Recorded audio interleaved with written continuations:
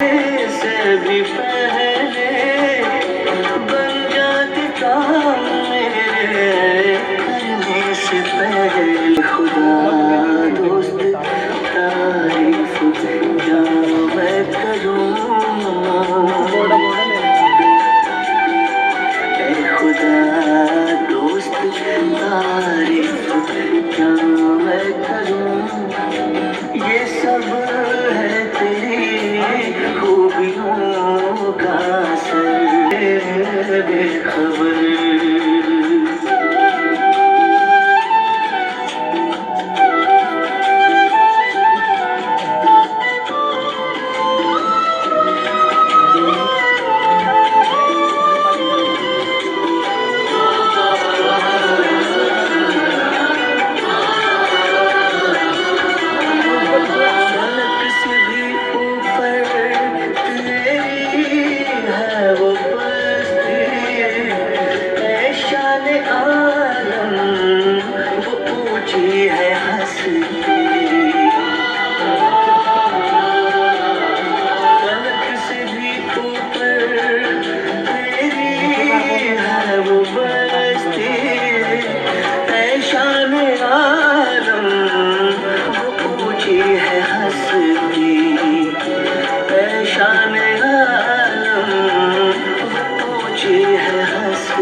तेरी नजर इनायत मुझ पे करम,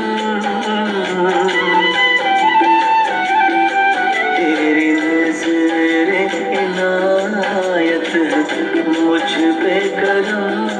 तूने अपना बनाया किया रुख किधर कि भैया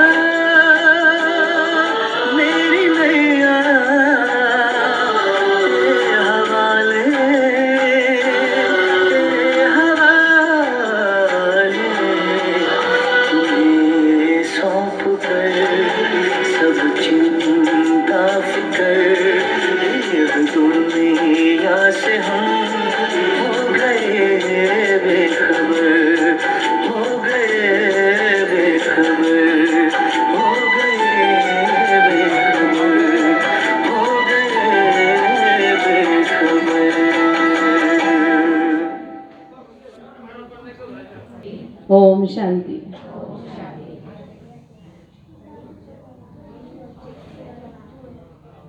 लगभग सभी प्रोग्राम में आए हुए जो अतिथिगण हैं, बाहर से भी आए हुए हैं, प्रकाशा के भी हैं,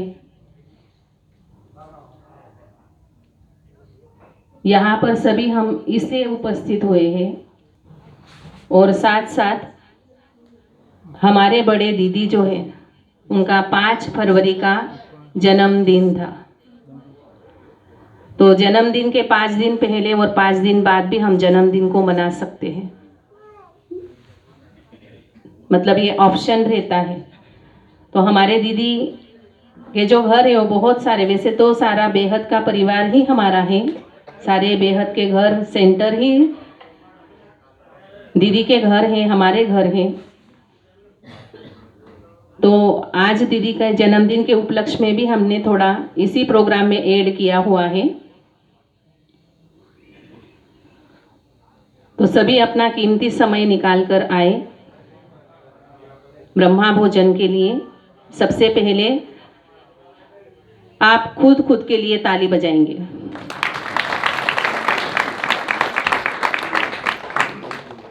हमारे बीच में जहां पर प्रकाशा में ओम शांति सेंटर वर्तमान में चालू है, उस घर के मालिक या मंदिर के मालिक कहें या ओम शांति सेंटर के जो निवास स्थान है उसके मालिक कहे, हमारे बीच में तुम्बा भाई आए हैं। वो भी मंचासीन होंगे, दीदी के साथ में आप भी बैठेंगे।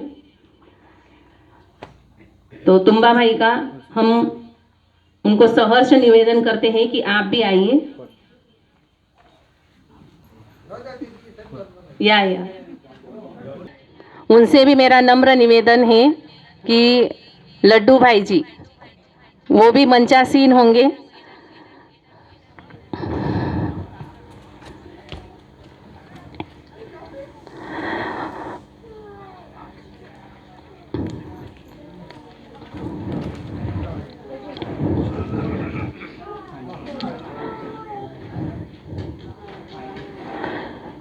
अभी सभी जो प्रकाशा निवासी वो नए हैं। प्रकाशा में पहली बार ब्रह्मा भोजन का कार्यक्रम रखा गया है। अब आप बोलेंगे कि ब्रह्मा भोजन किसे कहते हैं, नया शब्द लगेगा आपके लिए। हम भक्ति करते आए और आप भक्ति के स्थान पर, भक्ति के गांव में बैठे हैं, तो हम साधारण भाषा में क्या बोलते हैं, प्रसाद। जैसे प्रकाशा का महत्व सभी को मालूम है कि प्रकाशा दक्षिण काशी है। प्रकाशा में 108 शिव के मंदिर हैं, जिसका ही भक्ति में गायन है, पूजन है। विजयमाला में जिनको ही याद किया जाता है।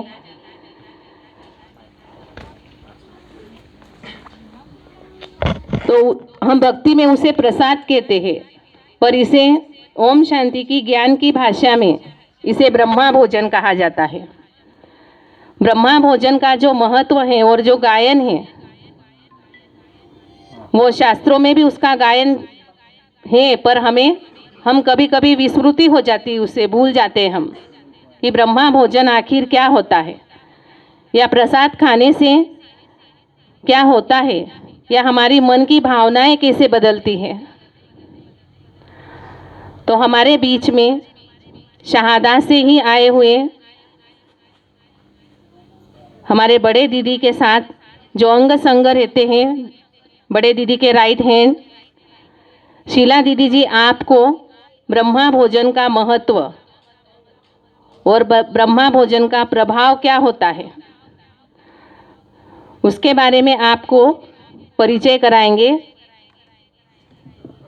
तो शीला दीदी से मेरा नम्र निवेदन है कि वो ब्रह्मा भोजन का महत्व सभी भाई बहनों को, माताओं को बताएं।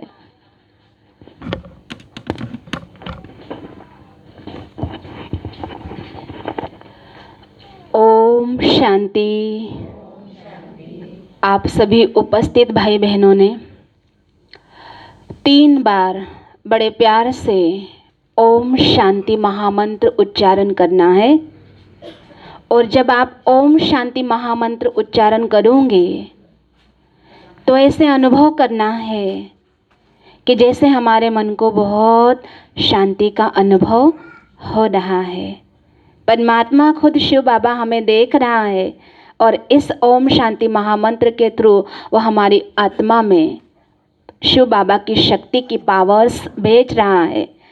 और उससे मेरी आत्मा, जिसे हम कहते हैं ओम शांति, मतलब शांति का अनुभव मैं कर रहा हूँ। जीवन भर के लिए सदैव सदैव यह शांति मेरा एक अनुभव बन जाए, इस भावना से हम सभी ने अभी एक ही आवाज़ में मिलकर के ओम शांति महामंत्र उच्चारण करना है। ठीक है, बोलोगे ना आप सभी? अच्छा।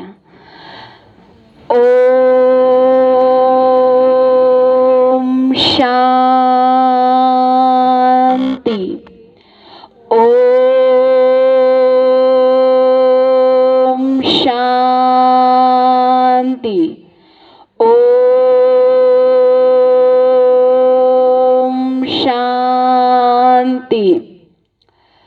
बहुत खुशी की बात है। बहुत बहुत आप जो प्रकाशवासी जो भाई बहनें हैं और आए हुए उपस्थित सभी भाई बहनें, हम एक ही डाली के पंछी हैं। तो हम सभी को भी और आप सभी को भी बहुत बहुत शुभकामनाएं, बधाई कि आज पहली बार इस प्रकाशा में ब्रह्मा भोजन आयोजित हुआ है आप सभी के शुभ संकल्प से। तो जैसे जब हम ओम शांति परिवार से जुड़ जाते हैं तो उसके बाद में ओम शांति परिवार अर्थात ओम शांति सेंटर्स, जिसे ब्रह्मा कुमारी विश्वविद्यालय के नाम से जहाँ तहाँ बड़ी बड़ी सिटियों में कहो, छोटे छोटे शहरों में कहो, गाँवों में कहो, छोटे छोटे खेड़े गाँवों में कहो, यह संस्था अपना कार्य कर रही है, विद्यालय चल रहा है। और वहाँ पे जो रहने वाले खास उपस्थित भाई बहनें होते हैं उनको ब्रह्मा भोजन का संकल्प आता है तो वो ब्रह्मा भोजन रखते हैं और उसका लाभ नए पुराने जिनको हम बुलाते हैं उन सबको होता रहता है। तो ब्रह्मा भोजन का महिमा इस प्रकार से है, ब्रह्मा भोजन की विशेषता इस प्रकार से है। पर सबसे पहले हम आज जो इस प्रोग्राम में पहली बार आए होंगे उन सभी से उद्देश्य होकर के बोलते हैं कि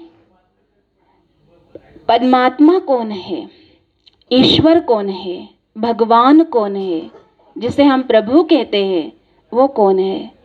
सबसे पहले हमें उसे पहचानना है और उससे ही संबंधित यह प्रोग्राम्स होते रहते हैं।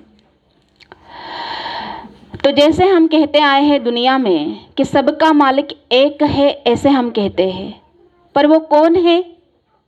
संत साहिब बाबा ने हमें कहा है सबका मालिक एक है, परंतु उन्होंने यह नहीं कहा है कि यही है यही है यही है वो सबका मालिक एक।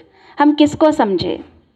श्री कृष्ण जी को समझे, श्री राम जी को समझे, महावीर जी को समझे, गणेश जी को समझे, या आपको समझे, मुझे समझे, संत महात्माओं को समझे, या माँ बाप को समझे, या छोटे बच्चों को भगवान का रूप समझे?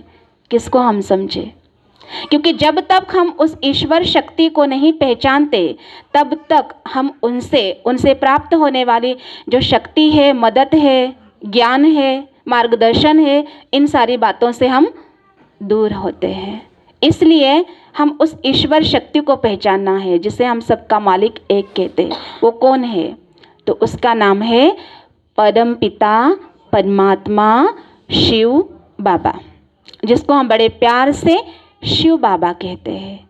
और वही शिव बाबा है यह जिसके भारत में 12 ज्योतिर्लिंगम के रूप से उनके जगह जगह पर बड़े बड़े मंदिरों के रूप से पूजा अर्चना हो रही है। वहाँ पे शिवपिंड के रूप से स्थापित हो गए हैं शिव बाबा, और भक्ति मार्ग में भक्तों को वहाँ से वो भक्तों की मनोकामनाएं पूर्ण कर रहे हैं।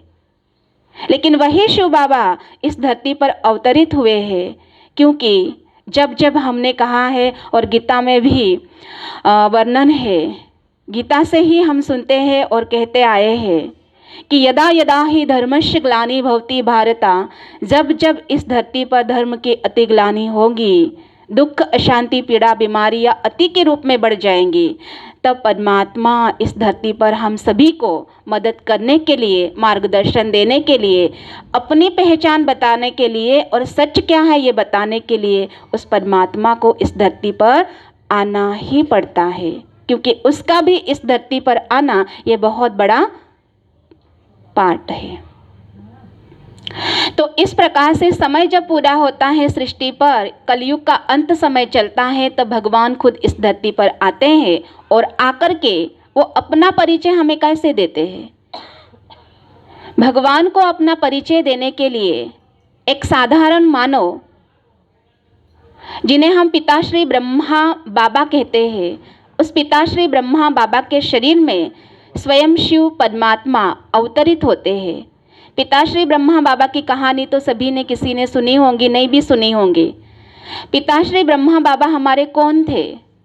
वो हमारे तरह एक साधारण इंसान थे, जिनकी ऐसी पहचान है कि वो सिंध हैदराबाद में रहते थे और सिंधी परिवार में उनका जन्म हुआ था। कृपलानी उनका सरनेम था और वो बहुत बड़े हीरे मोतियों के व्यापारी थे। खुद ही ब्रह्मा बाबा 12 गुरु किए हुए थे और खुद ही ब्रह्मा बाबा गीता पाठी थे, खुद ही ब्रह्मा बाबा सत्संगी थे, खुद ही ब्रह्मा बाबा भक्ति भावना वाले थे और खुद ही ब्रह्मा बाबा विष्णु के बहुत बड़े भक्त थे। और ब्रह्मा बाबा कोई बाल ब्रह्मचारी नहीं थे, परंतु ब्रह्मा बाबा का भी अपना गृहस्थी था। उनके 2 बेटे और 2 बेटियां था। ऐसे बहुत अच्छा उनका सुखी परिवार था, प्रसिद्ध परिवार था उनका। राजाओं के साथ में उनके संपर्क रहते थे।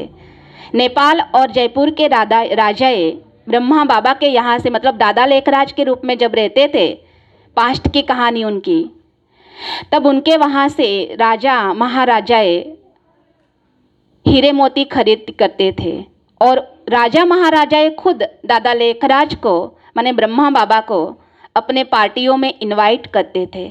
ऐसी वो जानी मानी महान हस्ती जिनके शरीर में स्वयं परमपिता परमात्मा शिव बाबा ने प्रवेश किया और सबसे पहले दादा लेखराज अर्थात ब्रह्मा बाबा को शिव बाबा ने अपना परिचय बताया कि हे मानव, मैं कौन हूँ, आप मुझे पहचानो।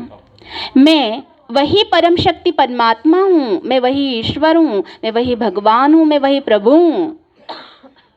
मेरा अभी इस सृष्टि पर आने का समय हो चुका है और जब जब मैं इस धरती पर आता हूँ तो आकर के पर काया प्रवेश करता हूँ।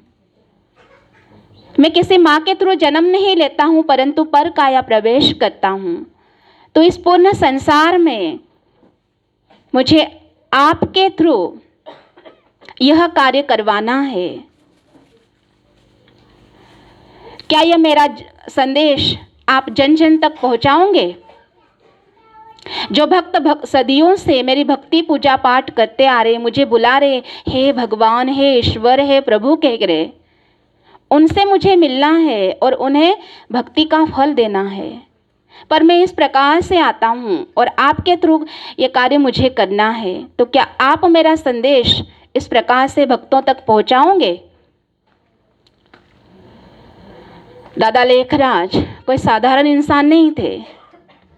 12 गुरुओं का जिनके पास ज्ञान था।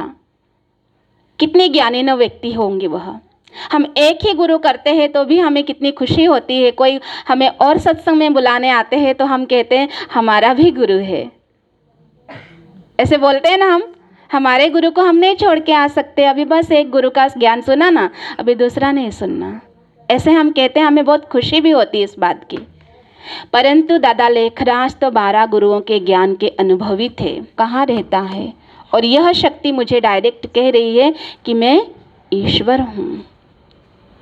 और 12 गुरुओं का ज्ञान, शास्त्र, वेद, रामायण, कथा, महाभारत और गीता का ज्ञान सबको एक करके उनको मिला करके बाद में फिर दादा लेखराज ने यह निर्णय लिया कि हाँ, यह ईश्वर शक्ति ही है जो मुझे कह रही है कि आपके थ्रू इस संसार को मुझे यह मैसेज देना है। तो दादा लेखराज ने कहा कि यह मेरा कितना बड़ा परम सौभाग्य है जो स्वयं ईश्वर मुझे ऑफर कर रहा है और मैं हूँ, मेरे जैसा भाग्यवान तो और कोई हो ही नहीं सकता। मिल गया मुझे भगवान, जिसको पाने के लिए मैंने 12 गुरु किए थे। यह सब सत्संग मैंने किया था। और इस प्रकार से दादा लेखराज ने परमपिता परमात्मा शिव बाबा को कहा कि हाँ, मैं आपकी सेवा में हाजिर हूँ। और तब से 1936 कहो, 37 कहो, तब से यह अपने ब्रह्मा कुमारी विश्वविद्यालय का कार्य चल रहा है। और दादा लेखराज का नाम परमपिता परमात्मा ने रखा कि आज से आपको जो भी कोई आपके संपर्क में आएगा, चाहे वो देश का हो चाहे वो विदेश का हो, वो आपको पिता श्री ब्रह्मा बाबा के नाम से पहचानेगा। ब्रह्मा बाबा बहुत बड़ी जानी मानी हस्ती थे, परंतु परमात्मा के इस कार्य के निमित्त बने तो उन्होंने अपने जीवन शैली बदल ली और सादा जीवन, उच्च विचार अपना लिए। धोती कुर्ता पहनने लगे और सादा जीवन बना लिया। और तब से फिर यह खबरें देश विदेश में फैलने लगी, पूरे सिंध हैदराबाद में फैलने लगी कि इस प्रकार से लेखराज के थ्रू स्वयं परमपिता परमात्मा शिव बाबा आए हैं और वह अपना कार्य कर रहे हैं। तो लगभग 85 वर्ष हुए हैं तब से यह प्रचार इस ज्ञान का चल रहा है। और अब देखा जाए तो भारत के छोटे छोटे गाँवों में भी यह ब्रह्मा कुमारी विश्वविद्यालय अपना कार्य कर रही है। और परमात्मा कौन है, शिव बाबा कौन है, उसे जो लोग इस ज्ञान मार्ग से जुड़ते हैं वही पहचान रहे हैं। तो उसी शिव बाबा के आदेश से यह सारे प्रोग्राम्स चलते रहते हैं। फिर भी हम शिव बाबा की महिमा में एक बात कहेंगे कि एक शिष्य था। अभी हम सभी ने अपना अटेंशन बनाए रखना है क्योंकि ज्ञान आप ही के लिए है, आने जाने वाले चलते रहेंगे। तो एक शिष्य था, वो शिष्य क्या करता था, जैसे कई ऐसे पंथ है जहाँ पर भी अपने किचन में वो लोग भोजन नहीं बनाते हैं, परंतु भिक्षा मांग करके ही उनका गुजारा भी होना होता है, ये उनके पंथ में होता है। तो एक शिष्य था, वो रोज गांव-गांव, नगर-नगर, घर-घर जाता था और भिक्षा मांगता था। फिर एक ऐसे घर पहुंचा वो शिष्य, और वहाँ पर पहुँच करके वो बोलने लगा, भिक्षान दे, ऐसे कुछ उसके आवाज़ में। 3 बार बोलने के बाद में उस घर से एक अघोरी महाराज जो है वो निकलता है। अघोरी विद्या वाला जिसको बोलते हैं वो निकलता है। फिर इस तंत्र वाले को तो बहुत गुस्सा आता है। वो बोलता है, कौन है जिसने दुस्साहस किया और मुझे आवाज़ दी और मेरे घर पर आया और मुझे बोल रहा है भिक्षान दे। ऐसा आज तक मेरे दरवाजे पर कोई नहीं आता, और आपने कैसे हिम्मत की जो मेरे घर पर आकर आप मुझे ऐसे बोल रहे हो। फिर वो भिक्षु जो होता है वो बोलता है, मेरा काम ही है इसलिए मैं तो सब जगह पर जाता हूँ, मुझे क्या पता। फिर भी उस अघोरी विद्या वाले जो तांत्रिक होता है उसको बहुत गुस्सा आया, और उसने कहा कि आपने भूल से भी मेरा घर का दरवाज़ा खटखटाया है, लेकिन फिर भी मुझे गुस्सा आया है, तो मैं आपको मेरे गुस्से की वजह से छोड़ूंगा नहीं। जा, आज का दिन ही तेरा लास्ट है, कल तेरी मृत्यु हो जाएगी। ऐसा बोला तो गांव वाले बोलते हैं कि इस अघोरी की जो वचन है वो कभी व्यर्थ नहीं गए हैं, जो बोला है ना इसने वो हुआ ही है। और वो गांव वाले भी डर जाते हैं। वो भिक्षा जो लेने वाला था भिक्षुक, वो तो संत महात्मा होता है, उसको इस बात का कोई असर नहीं होता है। फिर भी वो सुन लेता है, आगे जाता है, भिक्षा मांग लेता है और अपने गुरुकुल पहुंच जाता है। वहाँ जाता है, गुरुजी उससे मिलते हैं। थोड़ा सा मायूस ही होता है। फिर बाद में वो अपनी मन की बात गुरु से कहता है कि आज पता है आपको क्या हुआ मेरे साथ में, इस प्रकार से मेरे साथ बात हुई है और आज का दिन मेरा लास्ट दिन है, मैं कल का दिन नहीं देख पाऊंगा, क्योंकि सभी बोल रहे हैं कि उस अघोरी की बात कभी वे फैल नहीं जाती। गुरु कहता है ठीक है, अभी शाम हो गई, रात होने की है। वो गुरु को नहीं छोड़ रहा है। गुरु भी बोलता है ठीक है, मेरे पास आकर के बैठ जाओ, मेरे पैर दबाओ। वो शिष्य गुरु के बड़े प्यार से पैर दबा रहा है। अभी गुरु जी को थोड़ी थोड़ी नींद आ रही है, पर इसको ऐसे लगता है कि मैं तो आज का ही दिन हूँ, मैं कल मर जाऊँगा। फिर भी मुझे गुरु ने कोई मदद नहीं की। उसको ऐसे लगता है मदद की अपेक्षा होती कि कुछ तो भी बोले मेरे लिए।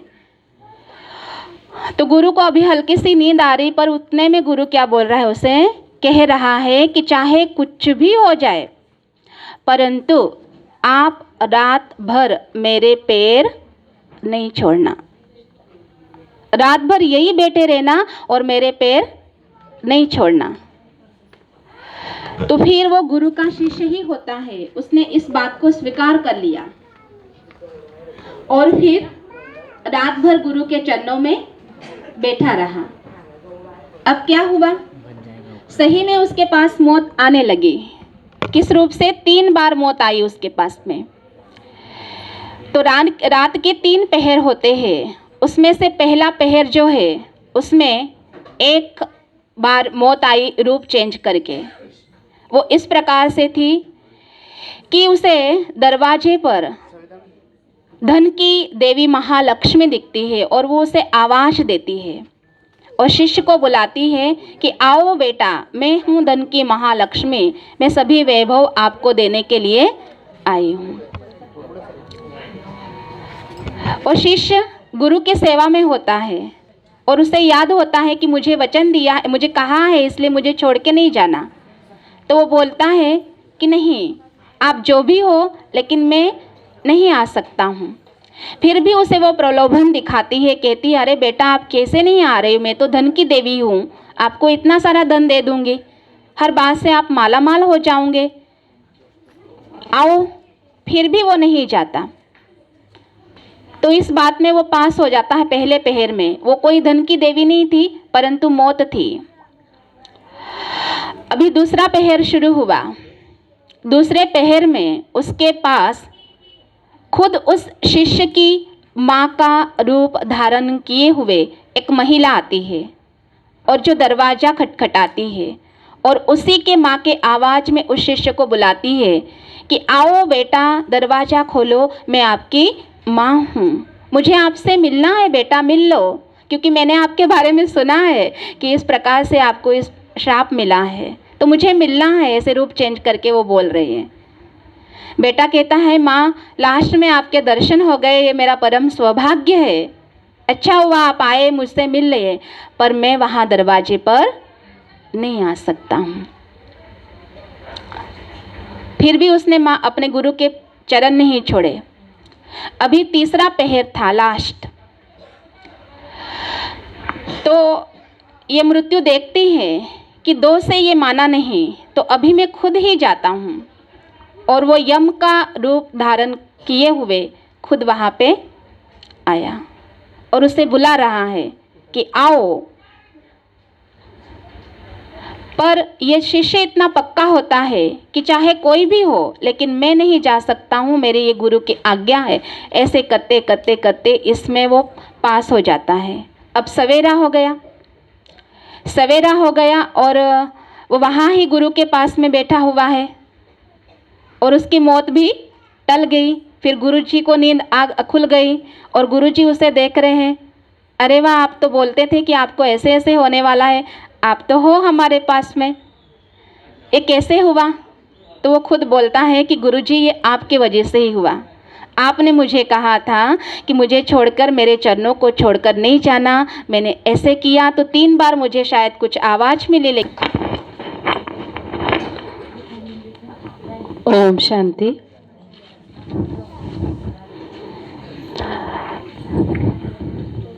शीला दीदी जी ने बहुत सुंदर बातें बताई आपको कि ब्रह्मा भोजन की महिमा क्या है, उसका महत्व क्या है, उसका हमारे मन पर, हमारे तन पर उसका प्रभाव क्या होता है। उसी प्रकार से हमारे बीच में अभी शहादा से आए हुए हमारे वरिष्ठ भाई हैं जो बाबा के ज्ञान में सपरिवार चलते हैं। वो भी अपने विचार ब्रह्मा भोजन के विषय में व्यक्त करेंगे आपके सामने। डॉक्टर अनिल भाई जी।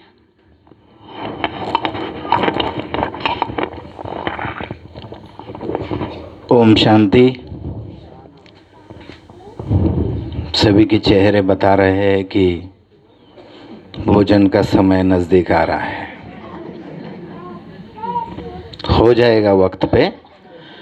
लेकिन जो आत्मा का भोजन है वो अगर आत्मा तृप्त हो गई तो इस भोजन का कोई महत्व नहीं रहता। इसके लिए सबसे ज़्यादा अगर भोजन प्रिय है तो वो आत्मा को है ना। आत्मा को ज्ञान रूपी भोजन अगर मिल जाए तो समझ लो ये भोजन और जो भोजन है दोनों मिलके क्या हो जाता है, व्यक्ति साधु संत बन जाता है। आप बनना चाहते हैं सभी? Very good. तो आज इस ब्रह्मा भोजन का विशेष मुहूर्त है। 3 साल 4 साल हो गए, यहाँ पे 6 साल हो गए सेंटर खोले हुए, लेकिन आज वो दिन है जिस दिन ब्रह्मा भोजन का मुहूर्त यहाँ पे निकला है। तो ये बहुत ही खुशी की बात है और इतनी संख्या में यहाँ पे माताएं भाई लोग उपस्थित हुए हैं। देखो ये ज्ञान की जो गंगा है ये माताओं के सर पर ही दी हुई बाबा ने।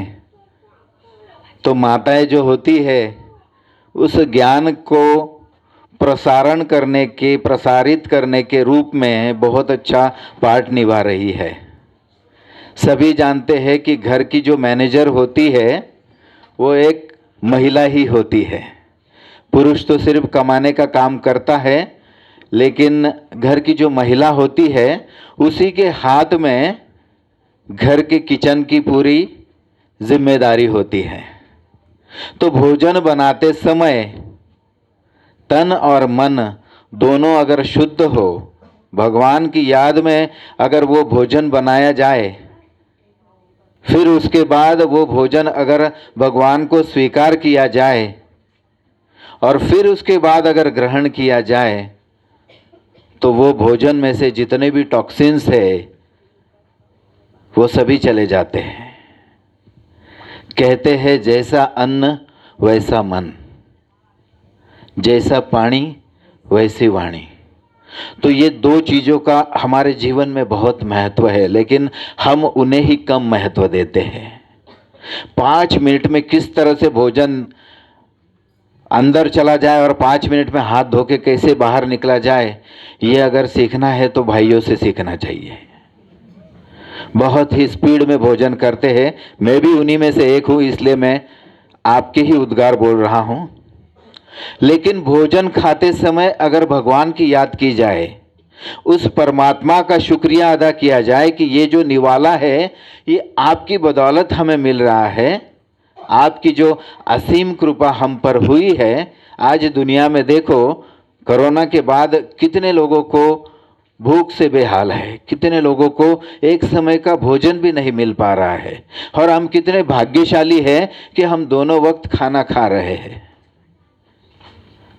तो इसीलिए उस परमात्मा का हमेशा शुक्रिया अदा करना कि आज मुझे जो मिल रहा है वो बस आपकी असीम हमारे ऊपर कृपा है, इसके लिए हम इस भोजन को ग्रहण कर रहे हैं।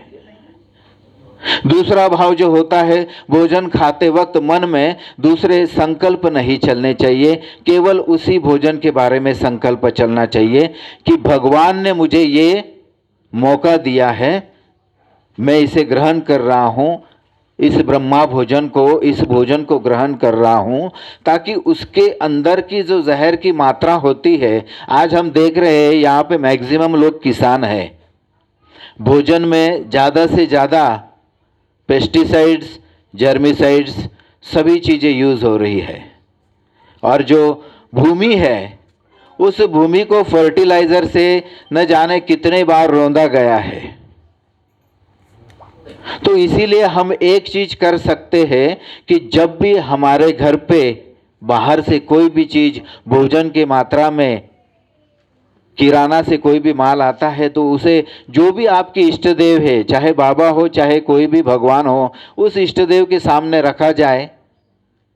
बाद में भोजन बनाते वक्त जो भी माताएं हैं, उन्होंने अगर अपने मन में भगवान की याद में वो भोजन बनाया तो वो और उसकी शुद्धता बढ़ जाती है। और तीसरा, अगर उसी भगवान के बनाया भोजन को भगवान को भोग लगाया जाए, भगवान देखो कोई आता नहीं है, कोई खाता नहीं है, एक दाना भी उसमें से जाता नहीं है, लेकिन भगवान सिर्फ भावना के भूखे है, भासना सिर्फ मिलती है कि हमने भोग लगाया, हमने भगवान को वो खिलाया, तो उससे आदि शुद्धता उस भोजन की हो जाती है। उसके बाद में अगर हम टीवी और मोबाइल का त्याग करके उस भोजन को ग्रहण करेंगे तो समझ लो कि वो भोजन 100% प्योर हो जाएगा। लेकिन होता क्या है, इसके विपरीत सबसे पहले तो भोजन की थाली लेके टीवी के सामने बैठ जाते हैं, उसके बाद में क्या खा रहे हैं ये भी पता नहीं चलता, नीचे हाथ चल रहे हैं, आंखें वो टीवी में समाचार देख रही है या फिर सीरियल देख रही है, और गपागप हम वो निवाले निगल रहे हैं।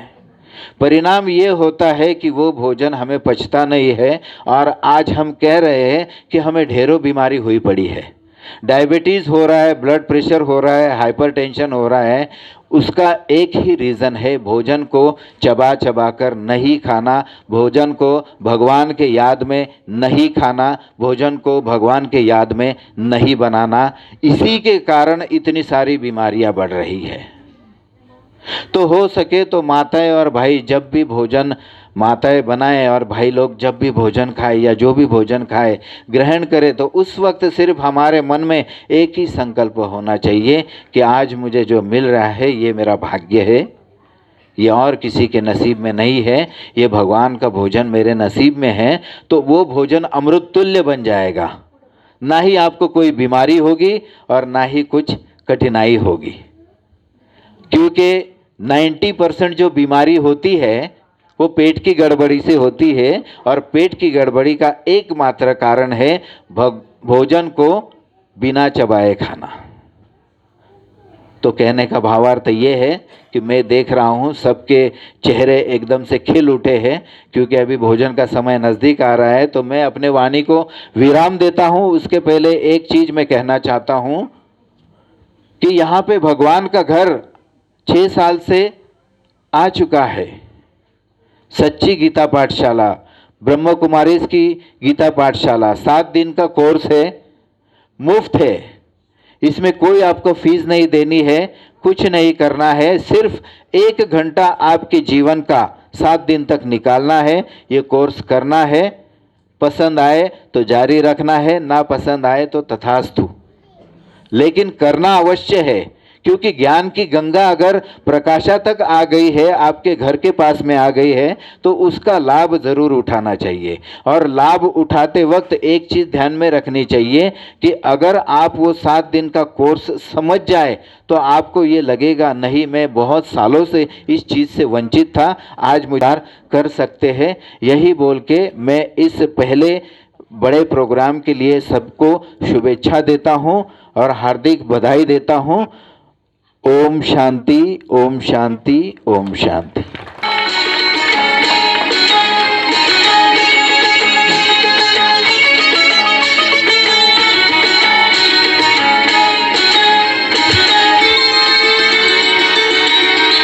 आज डबल खुशी का दिन है। हमारे बड़े दीदी जी का जन्मदिन भी 5 तारीख को ही गया है। इसे जोरदार तालियां जरा। 1 महीने से या 4 सालों से ब्रह्मा भोजन का संकल्प चल रहा था, वो संकल्प आज साकार हो रहा है।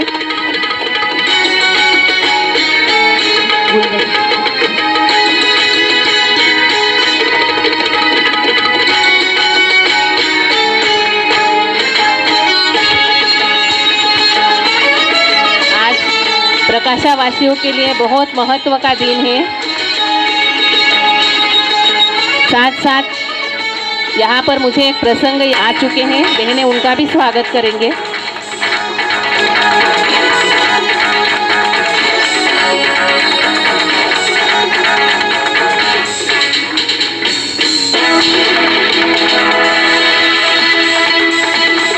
साथ साथ हमारा जो ओम शांति।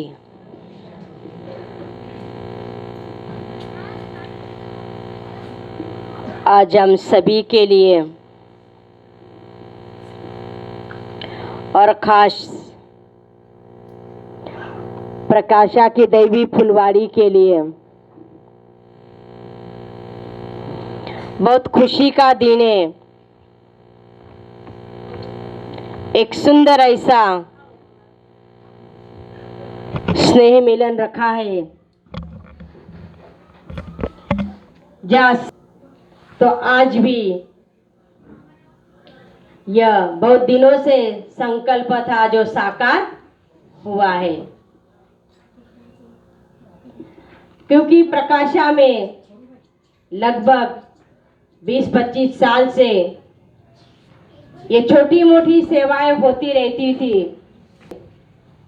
कि परमात्मा आप कभी प्रकाशा में आकर प्रकाशा निवासियों को जागरूक करेगा, कभी इन प्रकाशा के भाई बहनों को ये ज्ञान मिलेगा और उन्हों की आत्माओं की ज्योति जगेगी।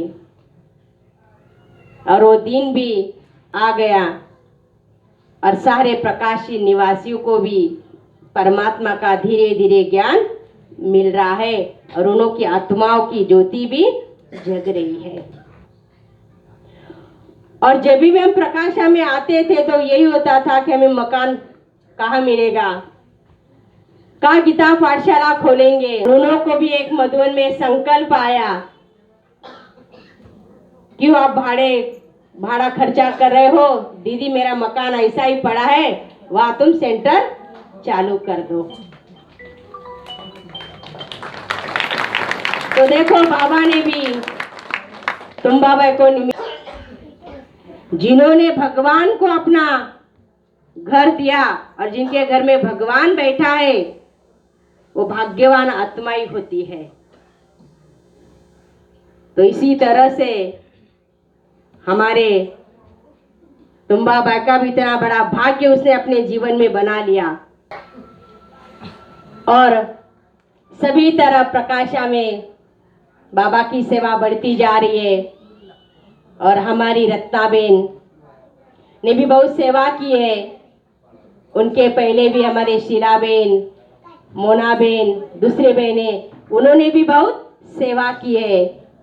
और अभी रत्नाबेन निमित्त बन करके जहाँ जहाँ निमंत्रण आता है वहाँ वहाँ रत्नाबेन जाती है, 7 दिन का कोर्स कराती है, बाबा का बच्चा तैयार कराती है। उन्हों को भी बाबा की सेवा का बड़ा उमंग, उत्साह है, जो सेवा बढ़ती जा रही। बाबा उन आत्माओं को निमित्त बना करके सेवा कराता रहता है। बस हमारी यही भावना है सभी प्रकाशा निवासी वालों को, क्योंकि प्रकाशा एक ऐसा धार्मिक स्थान है। प्रकाशा माना एक दक्षिण काशी है और परमात्मा स्वयं शिव परमात्मा का यह एक स्थान है। तो समय के पहले हमें भी जो सत्यम शिवम सुंदरम परमात्मा है, जो हमारा जीवन का दाता है, हमें जीवन में सुख शांति प्रदान करने वाला है, इन दुखों की दुनिया से छुड़ाने वाला है, सच्चा मार्गदर्शन कराने वाला ये परमात्मा इस भारत के भूमि पर तो आए हैं, लेकिन साथ साथ आज ये महान भूमि देवभूमि है और ऐसे स्थान पर परमात्मा भी आ चुके हैं। तो हमें भी उन परमात्मा पिता को अपना पिता मानकर उनसे हमें जो लेना चाहिए वो प्राप्त अवश्य करें, क्योंकि समय को हम देख रहे हैं, समय की दिशा भी बदलती जा रही है, ये तत्व की दिशाएं भी बदलती जा रही है। आज क्या तो कल क्या, हम ये भी नहीं समझ पा रहे हैं। आज मनुष्य आत्माओं का भी देखो चलते चलते क्या होता जा रहा है। परमात्मा हमेशा कहते हैं कि समय पर भरोसा नहीं है, श्वास पर भरोसा नहीं है। मैंने आपको इस संसार रूपी नाटक में भेजा है तो किसके लिए भेजा है? खाली खाना खाने के लिए नहीं भेजा है, सोने के लिए नहीं भेजा है, लेकिन आपको कुछ ऐसा कर्तव्य करो, ऐसे कर्तव्य करना है और अपने जीवन का भाग्य अवश्य बनाना है। और यही समय है, तो आप भी समय के पहले अपना भाग्य, अपना कल्याण अवश्य कीजिए। परमात्मा ने हमें 24 घंटा दिया है, लेकिन 24 घंटे में से हम अपने खुद के लिए, अपने आप के लिए आधा पौना घंटा निकालना है और परमात्मा पिता को अपना पिता मानकर उसे जो लेना चाहिए वो लेना है। क्योंकि बाप और बच्चों का संबंध बड़ा एक प्यारा होता है और एक अधिकार का होता है। तो परमात्मा हमारा एक पिता है, क्योंकि हम भक्ति में उन्हें यही कहते हैं कि तमेव माता, तमेव पिता, तमेव बंधु। तो ऐसे परमात्मा पिता को समय के पहले जानिए, मानिए और उनसे अपना अधिकार प्राप्त कीजिए। यही हमारी आप सभी के लिए शुभ भावना, शुभ कामना है। ओम शांति शांति शांति।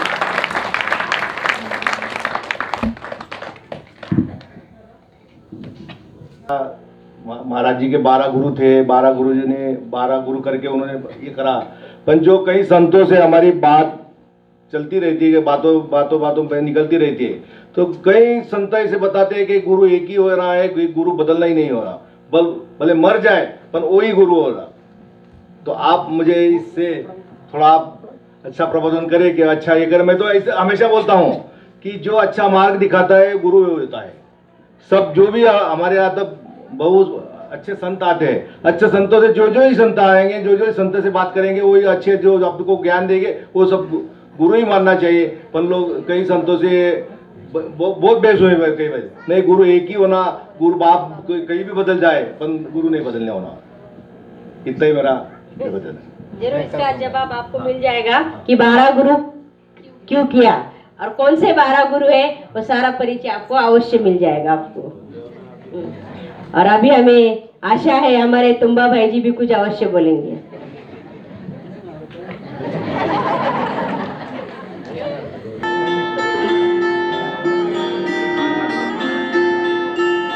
मेरे परम पिता परमात्मा, मेरे परम पिता परमात्मा, सदा शिव निराकार,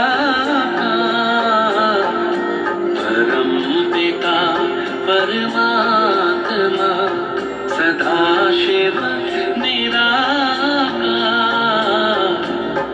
ओ आनंद के सागर तेरी महिमा अपरंपार, महिमा अपरंपार, तेरी महिमा